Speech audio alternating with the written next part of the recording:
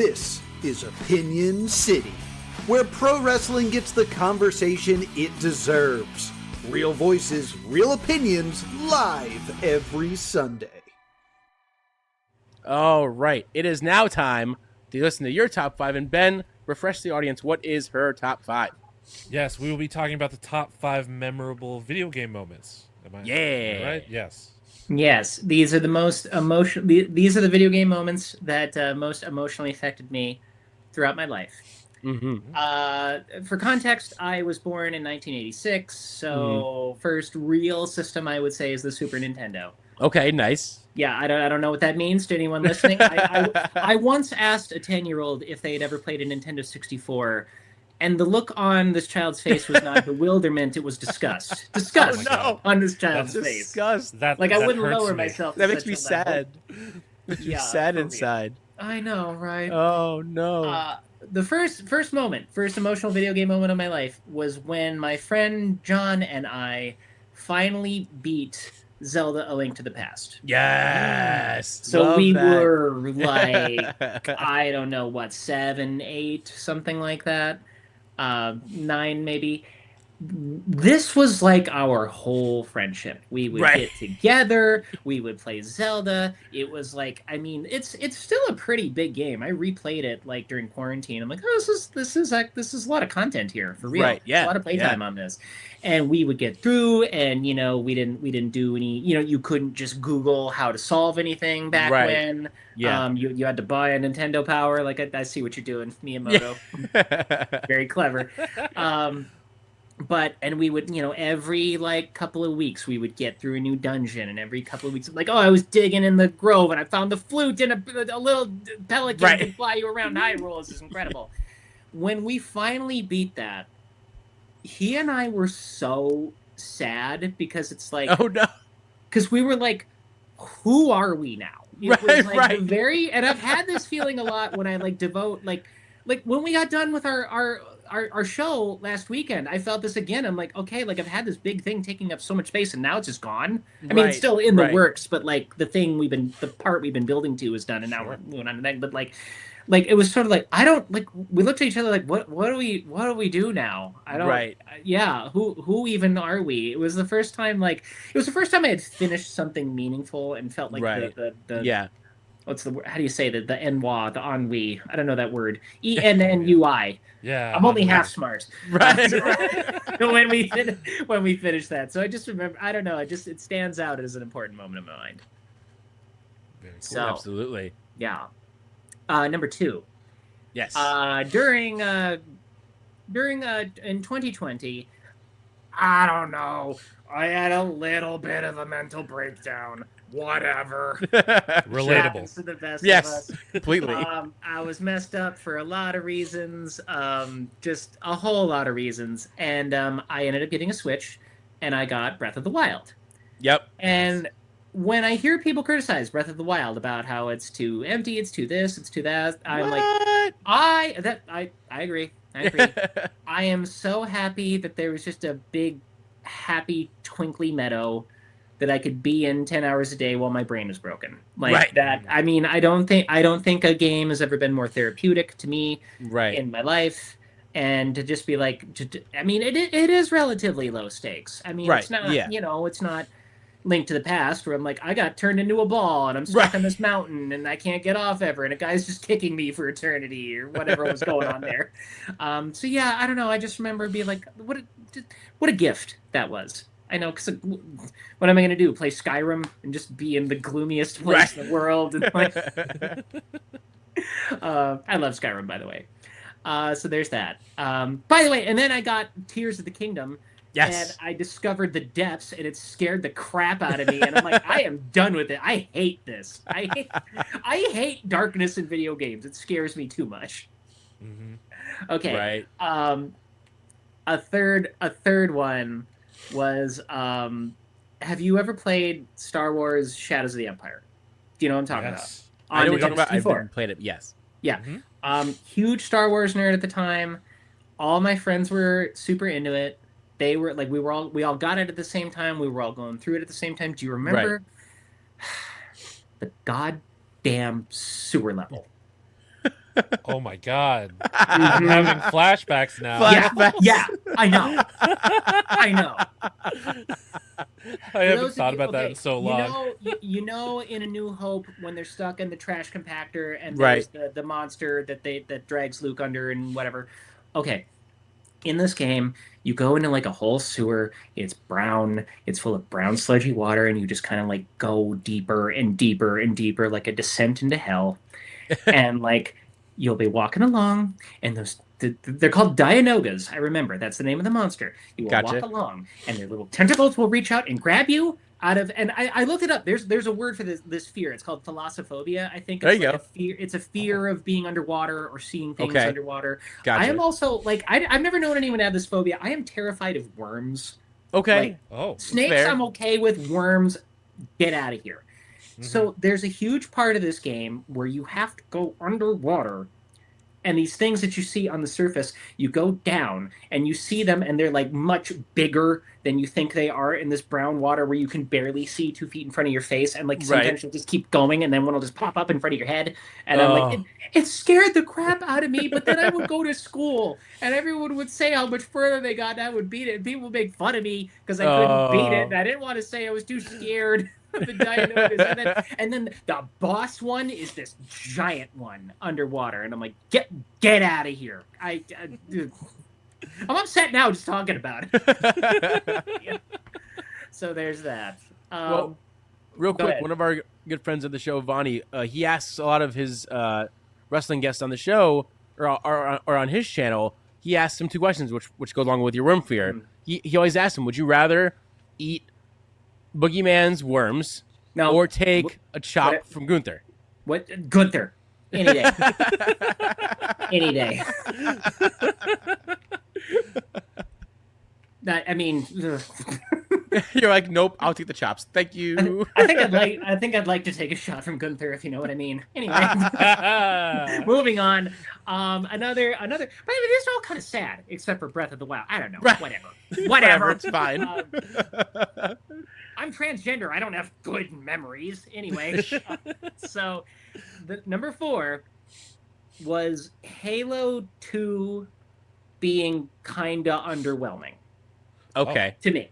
Okay. Because in high school, like I don't know if you precious youths listening remember LAN parties. Yes. But back when, before the age of the internets, you would you would get 4 TVs in a basement. You would get a router, and you would plug all your different first generation Xboxes into the router, and you would play 16 people Halo matches, and that's what we did, and we were thankful. And that was like so much of what I did in high school. And like that's how I met all my friends in high school. It's, South Dakota sucks so hard. Okay. Everyone's mean and dumb and everything's falling South Dakota apart, sucks, just so you all know. And this was like the one thing I kind of had in my life that like I was having fun with. And then so we all did that with Halo 1. Then what happened, this was like in my junior year. Then I become a senior. A bunch of my friends graduate and move away. A lot of them went into the Army or the Marines or something. Mm-hmm. And but by the way, just for context, like all my friends from high school are like dudes who joined the Marines, and then there's me. Right. And anyway, so a bunch of my friends left. People I was really close to. One of them was like my big brother since I was 3. Another guy I kind of had a crush on the whole time. He also went. And then it's like, so they were like, whoa, but Halo 2's here. We're all going to play Halo 2 like we did. And I just remember like, this isn't as good, and a bunch of my friends are gone, and I don't really have any plans for my life, and I don't know. It was just like, it was just a dark omen, I think, Halo 2 being. And like, you know what? I bet if I played it again, I would think Halo 2 was good, but it was just, mixed in with all this other crap. So yeah, it was just like, I just remember Halo 2 coming out. I was like, something is dead. Something is dead in my life. Something's wrong. Yeah. Okay. Quick Halo sidebar. What did you think of the TV show? I haven't seen it. I also haven't seen it. Yeah, same. I didn't end up watching it. Yeah. Yeah, I kind of want to out of just same. curiosity. I mean, I do. Yeah, I just want. Yeah, absolutely. Yeah. Okay. The last final one. Last one. I might cry just mentioning this. So okay. Do y'all like cozy games at all? Oh yeah. Your Stardew my best Valleys? friend. Yeah, my best friend is a big cozy gamer. So have you ever played or heard of a game called Spiritfarer? No? I've heard of it. I Okay. think. The premise of Spiritfarer, it's like water the crops, make textiles, cook Right. food, cozy game. But instead of just on a farm, it's all on a giant boat. Okay. And you are sailing this boat around this mythical world. And what you are is it's like the realm between, it's basically you're in the realm of the dead. Okay. You sail around picking up people. And you like go through their final business. Basically, you're like the ferryman on the river Styx, guiding people to the afterlife. Only it's wow. not. It's like cozy and cute and like bright and bubbly. But you go around picking up people who are dead. You do a bunch of little side quests while you're watering the plants and fishing and everything. You kind of get them taken all through their final business or whatever because they all have little dramas. And then like they'll be like, "Hey, I think it's time to go." And I'm like, "What?" And then you have to sail back to this place called the Everdor.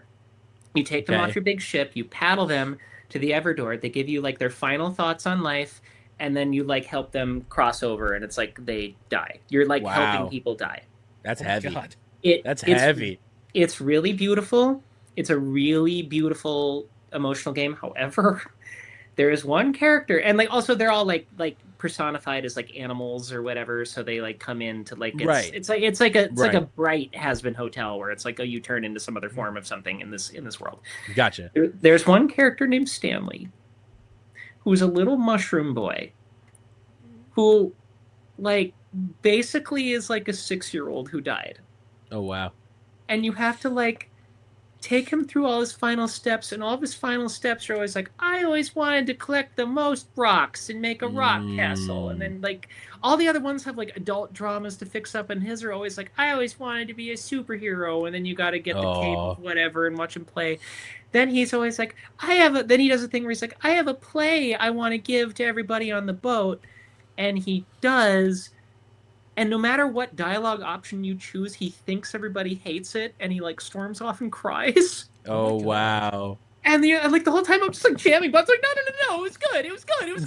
Right, yeah. And then out of the blue, he mentions like because they all like that's the whole thing is it's just like when they tell you it's like time to go, it's very like real life. It's like I didn't prepare for this. There's no way to prepare for this. He doesn't, and you gotta sail him to the door, and he starts talking about like.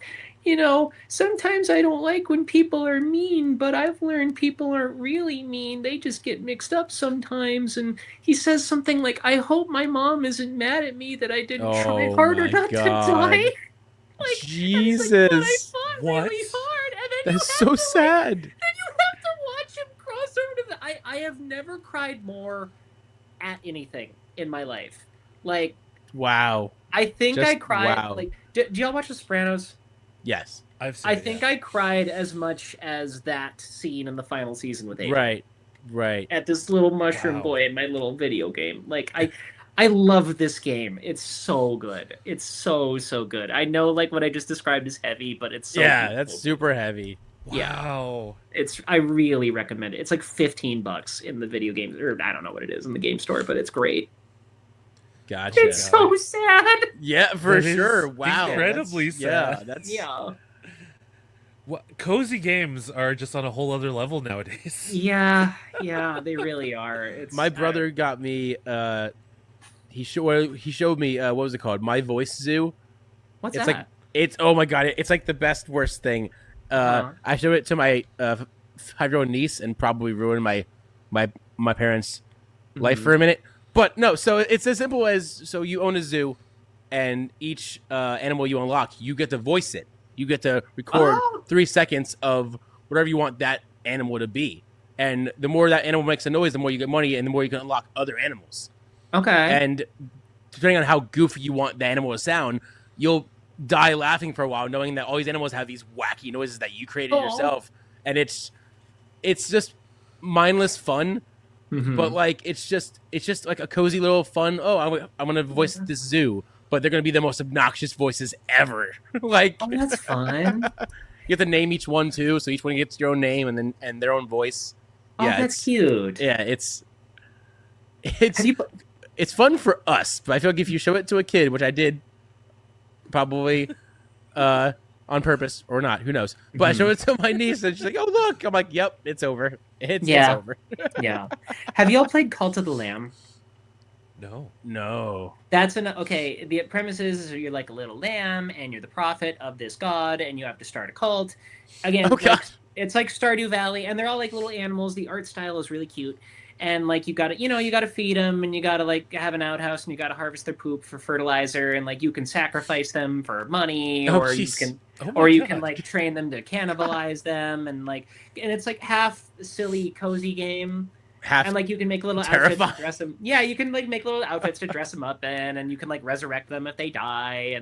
But then you like it's like half cozy game, half roguelike. So it's right. like you have your little cult and your farm and your whatever, but then you can like go off into a dungeon and like raid for whatever. And there's bosses. I love it. It's my favorite game ever. It's my like unwind autism game. Right. I love what The Sims has done to millennials. Yeah. Yeah, for real, right? my The Sims has best made so much money and no one gives it credit for it. Oh, Yeah. absolutely. They have Yeah. made a killing. Just Mhm. God, my best friend, she's a burlesque performer in Chicago, and she has Hell this yeah. amazing act based on The Sims, where she sets fire to the kitchen by accident, and it's all very, very funny. That's so cool. Oh, yeah. it's great. But it's just like, the things that have come out of The Sims have fueled millennials for Right. generations. I got a burlesque story. Yes. Remember back in quarantine when people were having like online events that were kind of whatever, but like Right. what else could you do? Someone had a Dune themed burlesque show. Oh, Oh wow. my God. And wow. I forget what happened, but like someone was Duncan Idaho, like getting resurrected over and over again, and the song was "I get knocked down, but I get up again." Right. Somebody joined in the chat, and whose last name was Herbert, and they like the performer jokingly said, "Like, are you related? What are you related to Frank Herbert?" And they said, "That's our great uncle, or that's our Oh my grandpa or God. something." Oh my Oh, God. And then they wow. dropped a ton of money on all the performers, so that was Wow. Yeah. That's pretty so cool. cool. Yeah, it That's was very dope. cool. yeah. All my right. gosh, Well, yes. that incredible top 5. Yeah. Absolutely amazing. Deep dive. What meaningful moments were to you, especially that last one. Woo! Oh my God. Heavy one. It's Heavy so one. sad. Like for real, YouTube it. It's Oh, so I worth will, because I don't know if I'd be able to play it. I think I'd watch it, then never play. Yeah. That's Opinion City. New episodes live every Sunday on YouTube. And to our Patreon members, thank you for supporting independent wrestling media. We'll see you next time.